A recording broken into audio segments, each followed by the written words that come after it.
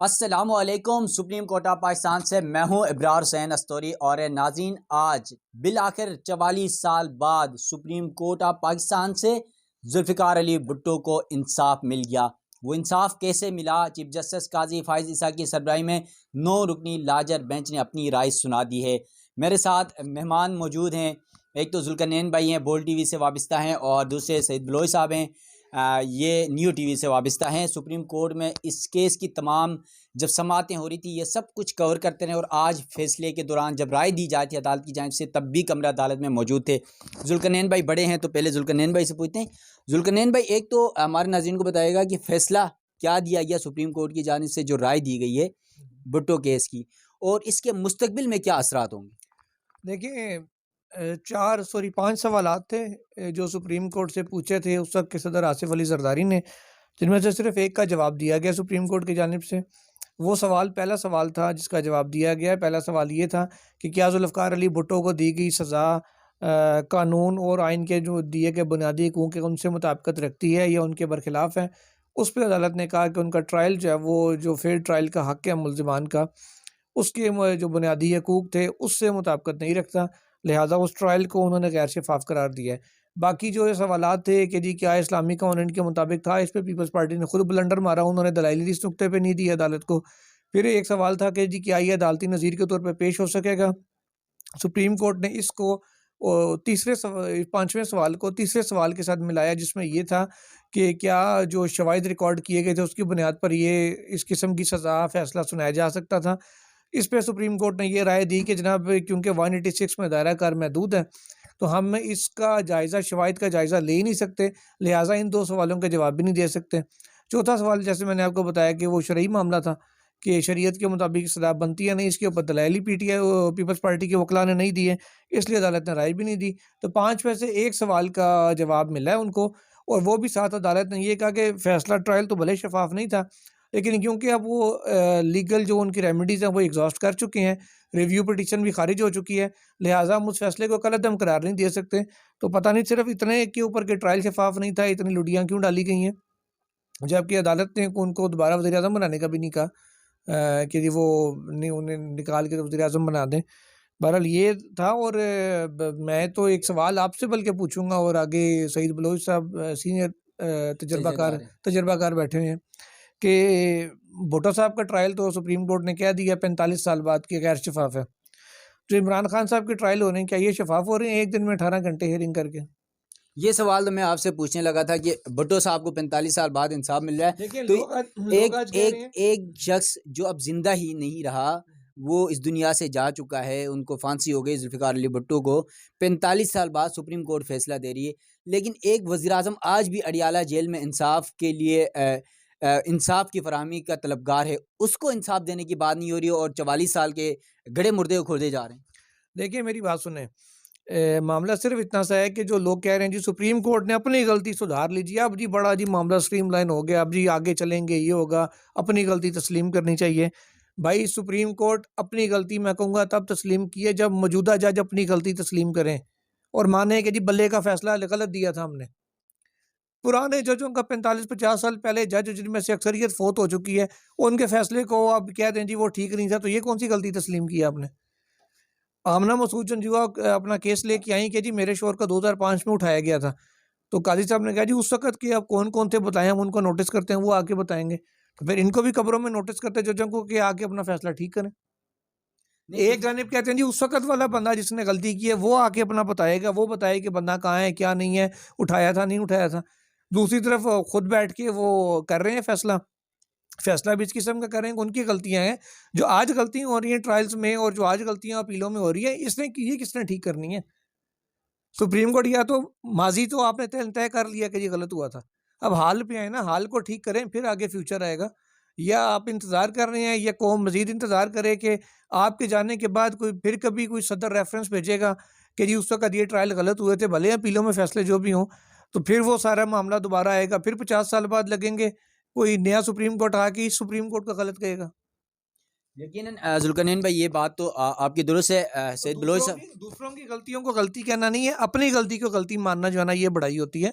तो ये इस चीज़ की ज़रूरत है हमें। और ओवरऑल सिर्फ़ ये मैं सुप्रीम कोर्ट की हद तक नहीं कह रहा ये हमारे पॉलिटिशियंस को भी करना पड़ेगा और बाकी लोगों को भी, जिन्होंने, जैसे अगर कोई ज़िंदा है उनमें से, मार्शल लॉ लगाने वालों में से परवेज़ मुशर्रफ तो इंतकाल कर गए हैं, पहले वालों में से अगर कोई ज़िंदा है उसको भी तस्लीम करना पड़ेगा, हाँ जी मैंने गलती की थी, तो मुझे नहीं करनी चाहिए थी, कि मैंने ये गलत काम किया था वो माने। और सियासतदान माने कि इन्होंने जो इस वक्त पार्लियामेंट में बैठे हुए हैं कि 90 दिन में इलेक्शन कराने की रुकावट ये बने हैं, कि उसको तस्लीम करो, फ्लोर ऑफ द हाउस पे माफ़ी मांगे कौम से कि हम रुकावट बने हैं टाइमली इलेक्शन होने में। चीफ इलेक्शन कमिश्नर साहब माफ़ी मांगे, अपनी गलती तस्लीम करें कि जी ये फॉर्म 47 और 45 वाला और ये रिजल्ट वाला मामला सारा हुआ, हम फेयर इलेक्शन नहीं करवा सके। ये सारी, जब खुद अपनी गलती कोई मानेगा तब उसको गलती माना जाएगा। पिछलों की गलतियों को कहना जी निजी गलती हो गई थी, ये फिर आपने गलती नहीं मानी, आपने बेसिकली उनको गंदा किया। यकीनन ये तो जुल्करनैन भाई की बातें हैं। सैयद बलोच साहब, आज ये फैसले के बाद हमने देखा एक तो बिलावल भुट्टो कमरे अदालत में रोस्टम पर भी खड़े हुए, उनकी आंखों से आंसू भी आ रहे थे और फिर बाहर सुप्रीम कोर्ट के डाइस पे उन्होंने मीडिया से गुफ्तगू टोटल 2 से ढाई मिनट की। उनके चेहरे से ये लग रहा था कि शायद वो इस फैसले से खुश नहीं है, तो आपको क्या लग रहा है? बहुत शुक्रिया अबरार अस्तोरी साहब। जैसा कि ज़ुल्करनैन ने कहा कि 5 सवालात थे, 5 सवालात में से सुप्रीम कोर्ट ने सिर्फ़ 1 सवाल का जवाब दिया है और बाकी सवालात या तो वापस कर दिए, 1 सवाल वापस कर दिया और कुछ के ऊपर राय नहीं दी। तो सवाल यहाँ पर ये पैदा होता है कि पीपल्स पार्टी शायद जिस तरह की राय सुप्रीम कोर्ट से तवक्को कर रही थी, शायद उसके मुताबिक उनके ख्वाहिश के मुताबिक सुप्रीम कोर्ट ने राय नहीं दी। केस की समाअत के दौरान भी हमने देखा था कि जस्टिस मंसूर अली शाह, जस्टिस सरदार तारिक मसूद और 1 से 2 मौके पर जस्टिस याहिया अफरीदी की जानिब से भी ऐसी ऑब्जर्वेशंस दी गई थी, जिससे ये तासुर हमें मिला कि शायद ये फैसला या ये राय जो है ये मुतफ़िक़ा नहीं आएगी, बल्कि इसमें इख्तलाफी नोट सामने आएंगे। ख़ास तौर पर जस्टिस मंसूर अली शाह साहब जो हैं, उनको हमने देखा कि शाह साहब ने तकरीबन कोई 3 साल से ज़ायद अरसे के लिए चीफ़ जस्टिस पाकिस्तान बनना है।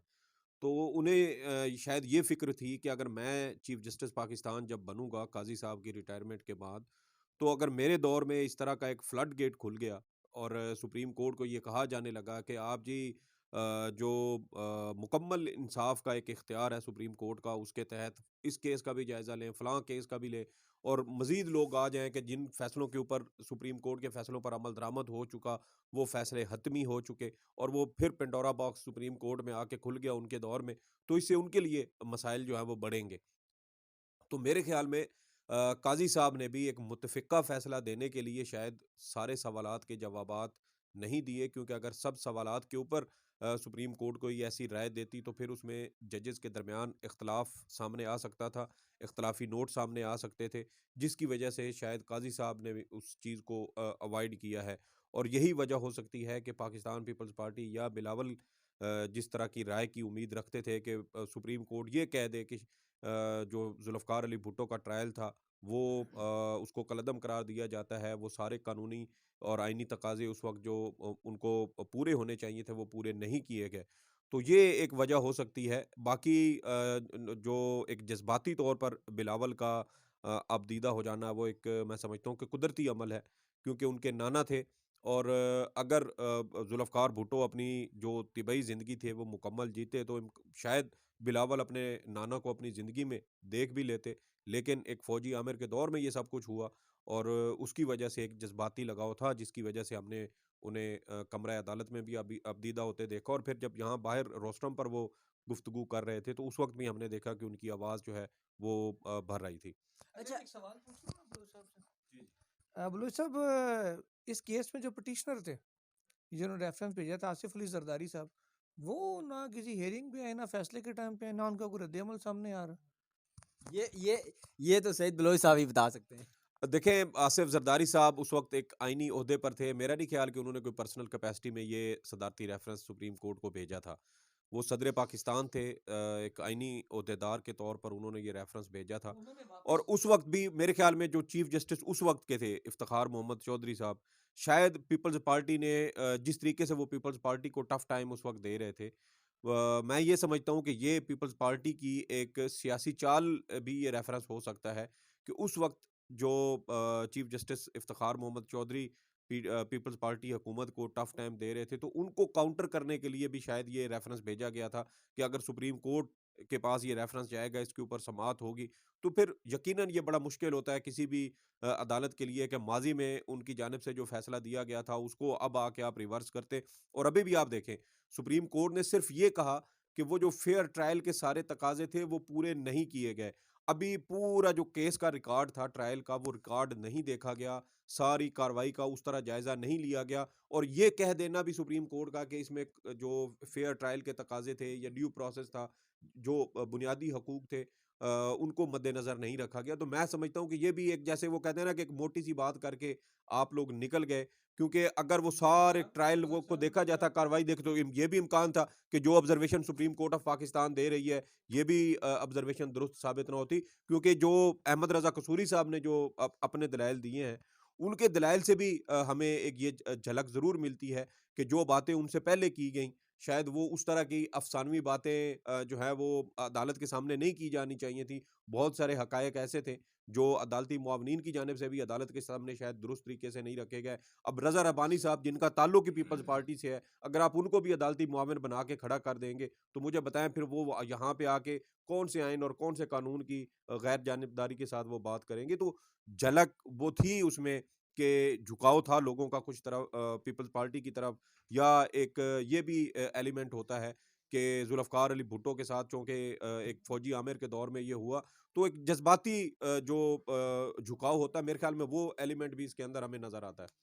कुछ देखिए, जुल्करनैन भाई कुछ कहना चाह रहे हैं। ये जो बलोच साहब कह रहे थे कि जी एविडेंस का जायज़ा नहीं लिया गया, तो मंजूर मलिक साहब 4 दिन क्या करते रहे हैं? उन्होंने जितने दलाइल दिए हैं, उन्होंने एविडेंस ही सारा पढ़ा है।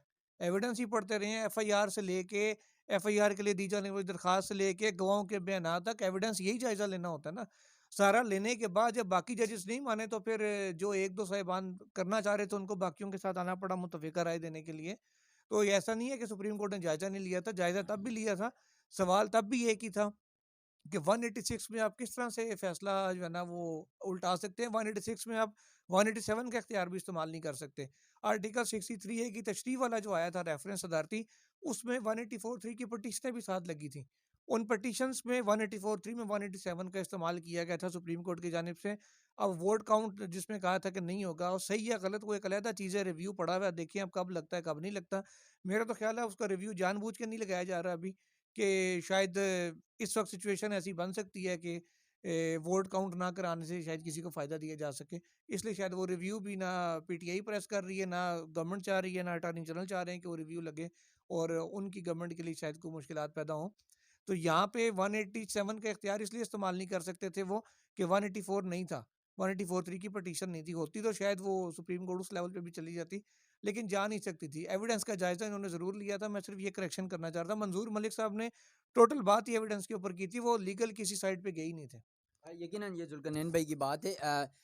सैयद बलोच साहब, एक तरफ जुल्फ़िकार अली भुट्टो को 45 साल बाद जो है वो सुप्रीम कोर्ट इंसाफ दे रही है, और पीपल्स पार्टी भी, हमने देखा आज नारे भी लगाए गए, जश्न भी मनाया गया। दूसरी तरफ उसी पीपल्स पार्टी की ही कायद मोहतरमा बेनज़ीर भुट्टो का कत्ल हुआ, उसके हवाले से पीपल्स पार्टी खुद खामोश है, और फिर एक वज़ीर-आज़म आज भी अडियाला जेल में हैं। क्या हमारी अदालतें, क्या जब मरे हुए भुट्टो को इंसाफ दे सकती हैं, तो ज़िंदा इमरान खान को नहीं दे सकती? देखें, यही यही अलमिया है कि माजी का गंद अगर अदालतें साफ़ कर रही हैं, तो जो इस वक्त अदालत के सामने हो रहा है, उसके ऊपर सुप्रीम कोर्ट ऑफ पाकिस्तान की खामोशी बड़ी मैनी खेज़ है। मिसाल के तौर पे हम बाहर नहीं जाते, काजी साहब की नाक के नीचे इस्लामाबाद के 3 हलकों में जिस तरह इलेक्शन हुए और जैसे धांधली की गई और नताइज में रद्दो-बदल किया गया, यहाँ इस्लामाबाद के ही एक उम्मीदवार थे, मुस्तफ़ा नवाज़ खोखर, वो उनके मुतअद्दिद ऐसे इंटरव्यूज़ मौजूद हैं जिसमें वो इस बात को तस्लीम कर रहे हैं कि उनके 2 हलकों में उन्होंने इलेक्शन लड़ा और दोनों हलकों में पीटीआई के हिमायत याफ्ता जो उम्मीदवार थे वो कामयाब हुए हैं। जो फ़ॉर्म 45 उनके पास है, उनके मुताबिक भी पीटीआई के उम्मीदवार कामयाब हुए हैं। तो ये चीज़ें तो अब बार-बार सामने आ रही हैं। एमक्यूएम की जो है वो ऑडियो सामने आ चुकी हैं। तो ये मैं ये समझता हूँ कि शायद काज़ी साहब तारीख में वो अपने आप को वो अमर करने की कोशिश में हैं।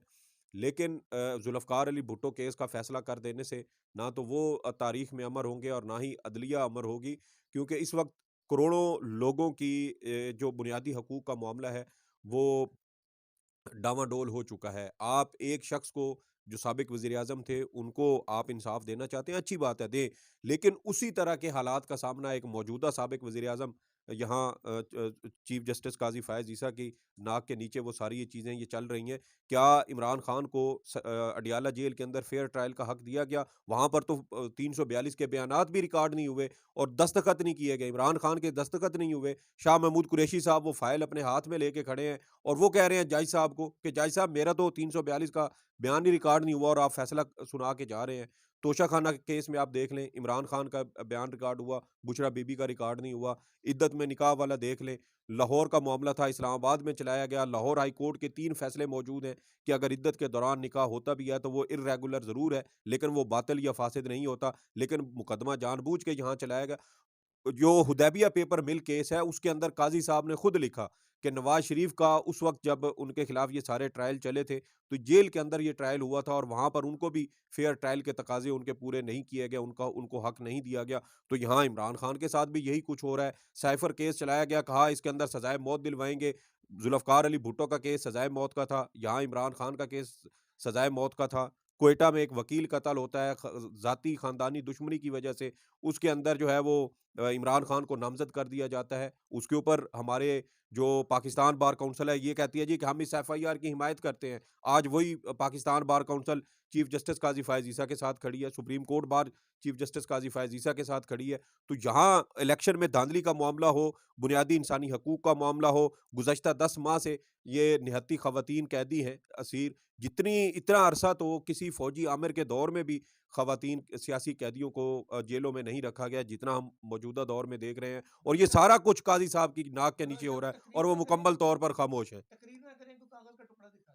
हाँ, ये देखें, वही बात है, कल कल जो मुकदमा हुआ है सुप्रीम कोर्ट में, देखें कल कल जो पीबी 7 ज़ियारत का मुकदमा सुप्रीम कोर्ट में हुआ है, मेरे ख़्याल में ये एक तरह का एक वो ट्रेलर था और काज़ी साहब ने कल ये ट्रेलर बता दिया कि भाईजान इलेक्शन कमीशन ने जो कुछ किया, बिल्कुल ठीक किया, कोई धांधली नहीं हुई, कोई गैर कानूनी काम इलेक्शन कमीशन ने नहीं किया और कल जो फ़ॉर्म 45 का जो भंड इलेक्शन कमीशन ने मारा है, मेरे ख़्याल में यही शवाहिद काफ़ी हैं कि अगर सुप्रीम कोर्ट इंसाफ करना चाहे, करोड़ों लोगों के बुनियादी हकूक का मामला है तो कर सकती है, ना करना चाहे तो कल उन्होंने हमें एक केस में बता दिया। चलें, थैंक यू। यकीनन सैयद बलोच साहब और ज़ुल्करनैन साहब ने तमाम तर बातें आपके सामने रखी हैं। ख़ास तौर पे आज सुप्रीम कोर्ट ऑफ पाकिस्तान ने जो 45 साल बाद ज़ुल्फ़िकार अली भुट्टो के हवाले से अपनी राय दी है, उस राय में क्या कुछ सवालात थे और उसके क्या जवाबात दिए गए, वो तमाम चीज़ें आपके सामने रखी। इसके साथ-साथ एक ये भी सवाल आपके सामने भी हम रख रहे हैं कि जहाँ पर